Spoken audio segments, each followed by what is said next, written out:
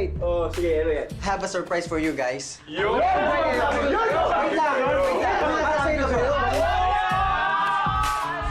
Hey! What's your name? Francis. Ha? Pasensya na talaga dito sa mga kaibigan ko, ha? So you're Francis? Yes, Well, Francis. guys, wag muna kayong maingay. Francis. Princess. The Subic Bay, Freeport, and Zambales are the most visited tourist attractions in Central Luzon.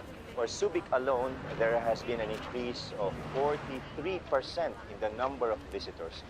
Sir, what do you think are the contributing factors leading to this encouraging developments?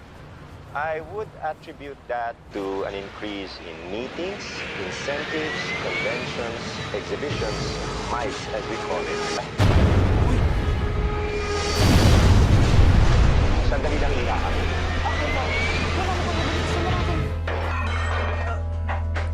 Tristan! Tristan! Tristan!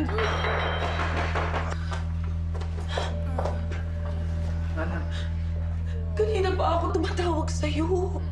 Hindi ka sumasagot.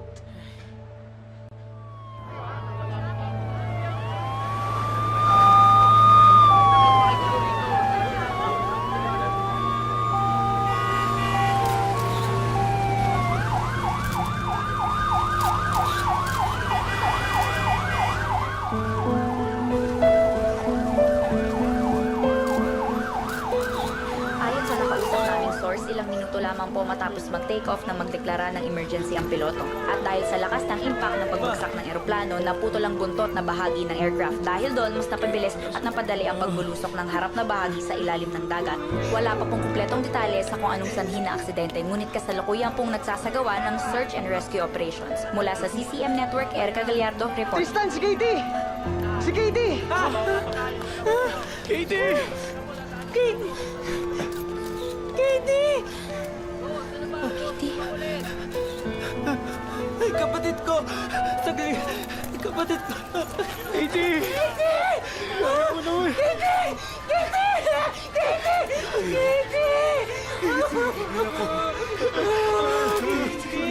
Pasensya na po, ma'am. Kailangan na po natin sandali sa ambulansya.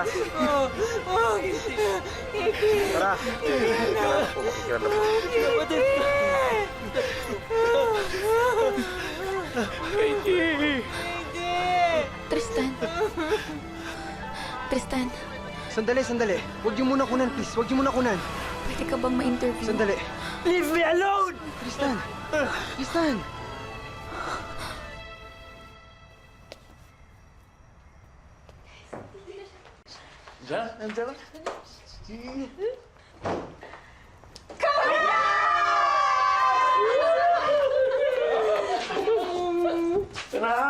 Congrats, anak. Ganda na anak ko nun, di ba? Best friend! I'm so proud of you. Tignan mo, ang daming likes at comments, oh! Teka. Pagod ba? Hindi abot sa mga mata yung ngiti Hindi ko naman po kasi alam kung anong mararamdaman ko, Tay.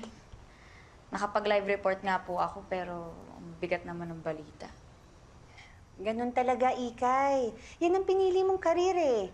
Tatagan mo ang loob mo, marami pang darating. Tara, Ikay, kain na lang tayo. Dali. Oo nga, sige, maupo na kayo dito. Dadala ko kayo ng pagkain dyan. Tayo. Oh, si baby boy, pag nagising ha, pakainin nyo. Grabe yung crush ko, nag-like pa sa'yo, ah! Yung pa yung iniisip ko. Ano pa ba kayo dito?